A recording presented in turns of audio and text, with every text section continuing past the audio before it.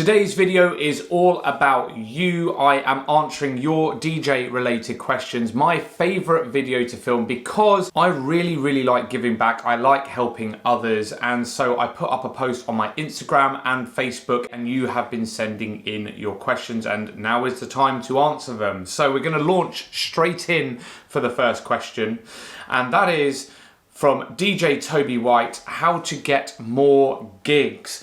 Very good question, and to be honest, for me, I would say number one, patience, and number two, networking. Get to know as many people in the scene that you want to DJ in, whether that be getting to know other DJs, whether that be getting to know managers and promoters. Just try to get to know as many people as possible. I would say 85% of the gigs that I have got in my course of a career as a DJ have been through networking with others. They've got to know me, I've got to know them. I've built up the relationship over time, and it can take a little bit of time, but then they've got to know a little bit about me as a DJ, and therefore when I've either had a free night and they wanted a night off, I've been able to go in and go cover them, or I've built up the relationship with that manager so that when they ever had a residency available, then I was at the forefront of their mind. So yes, patience, because it does take a while, and building a strong network of people around you. On to the second question then. Love your content, thank you very much. And the question is, when you DJ in clubs or events, can you play any music that you like? Yes and no. Here in the UK, if you're playing in a multi-room venue, generally speaking, that room will have like a music policy. So for example, in a big nightclub, you might have an R&B room where you would have to play R&B. They might have a party room where you're playing cheesy music, and then you have the main room, which is more, say, dance orientated or dance music led. You can generally play what you want as long as it fits that music policy. If you are playing in a bar that has like one room, it might be a bit more open format and you can do what you wish, as long as it keeps that crowd and the dance floor moving all night.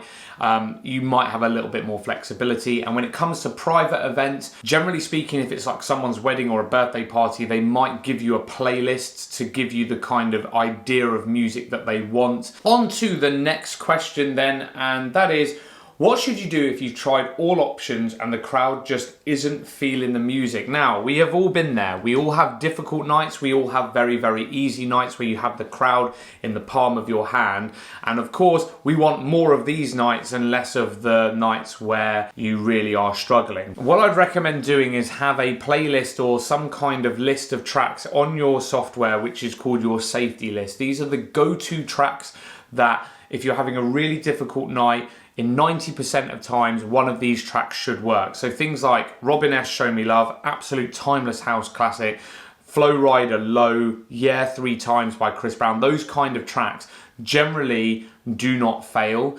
Obviously, if you are playing to an underground crowd, if you are that type of DJ, you might have a bit more of a struggle with this, but in commercial venues, there's generally a few tracks that very rarely fail, and I would say try and build up a collection of those tracks. Next question, and it comes in from my good friend Tempo Electric: how important is it to be on top of your social media? Very good question actually, and I think social media, when I started DJing, wasn't really a thing. It's obviously huge now, and I think a lot of DJs get caught up on like having a big following. That's all they care about. They want to be posting everything all the time, and they really care about putting up tour dates and all the rest of it. I personally think that social media does play a part, and it should be part of a bigger strategy in terms of building your brand as a DJ. Now, what I mean by this is, I would say you're far better off posting content that adds value to others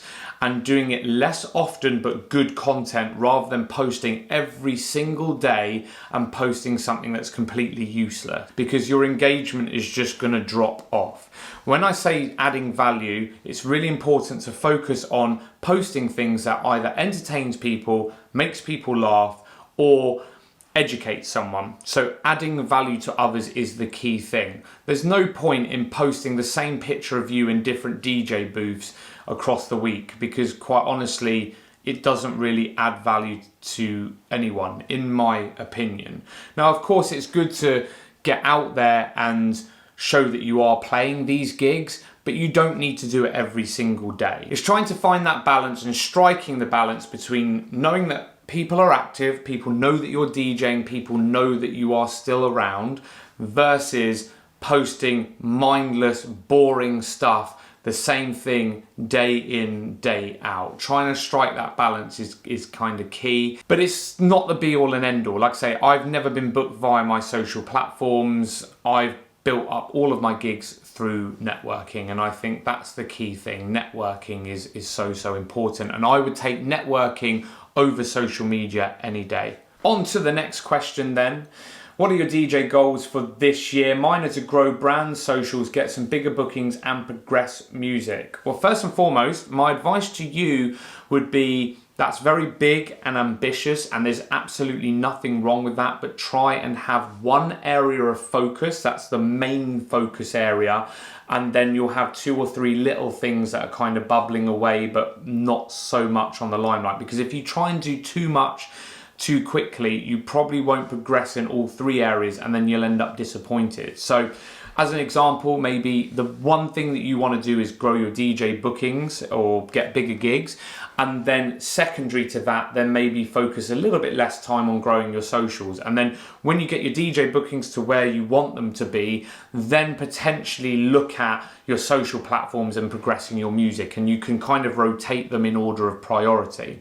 And also as well, look at ways in which you can work smarter. So for example, if you get your DJ booking sorted, perhaps you could record one of your sets ready for the social platforms, and or maybe get a videographer down there to film some clips of you DJing to again put on your socials afterwards. So there's ways in which you can potentially work smarter. In terms of my DJ goals, I am very content with where I'm at with my DJ gigs. I've got a solid residency at the moment, playing for one of the UK's and Europe's biggest nightlife operator, which is great. I've got some abroad gigs coming up in Croatia in the next couple of weeks, and I'm pretty happy with the level of gigs that I've got. I suppose in terms of my focus, I really want to continue building this YouTube channel and giving my advice, my expertise to other people. I really do like helping people. I've had some great conversations through YouTube, and I want to just keep building this platform and adding value to others now that I've been DJing in these clubs for like 15 years. 2 more questions then, just to finish off this video.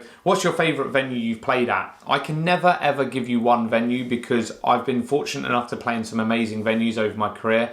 So I'm going to give you 3. First and foremost, Rubik's at Surrey University in Guildford. This is a nightclub on campus. It was my former Friday night residency, and I was there for 15 years before I left at the end of last year. This was the club that started off my DJing career. Huge venue, and I was lucky enough to play with some of the biggest names in the music industry during my time at that club. So that one will always hold a special place in my heart. Second venue I'm going to pick is Syndicate in Bristol. Now this one is now trading as a nightclub called SWX, I believe. Now I used to play this club when EDM was huge in the UK. So imagine 2,000 people jumping around to really high energy music, some seriously good vibes there.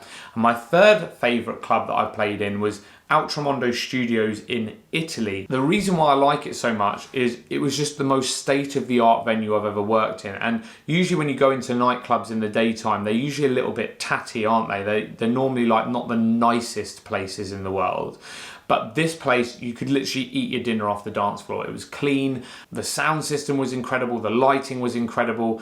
Everything about it was like pristine. So yeah, that one's up there for me as well. Final question then of this Q&A, just to conclude, did you have any mentors when learning to DJ? I think with DJing, in terms of how I learnt to DJ, I did it myself.